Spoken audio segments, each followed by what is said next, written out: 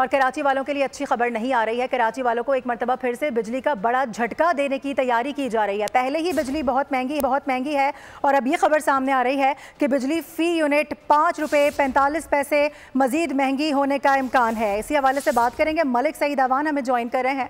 सईद अवान, बताइएगा कब तक ये फैसला किया जाएगा और इसका इतलाक कब से हो सकता है?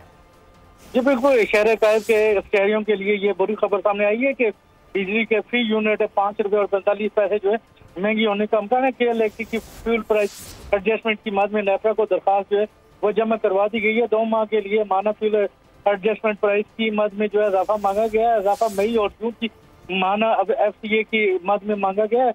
नेफरा अथॉरिटी KLAC की दरखास्त पर कल समाअत करेगी। अथॉरिटी समाअत के बाद कीमतों में इजाफे से मुतालिक हतमी फैसला करेगी। जी ठीक है, इस हवाले से आगाह कर रहे थे। बेहद शुक्रिया आपका। सब्सक्राइब करें और बेल दबाएं ताकि कोई खबर रह न जाए।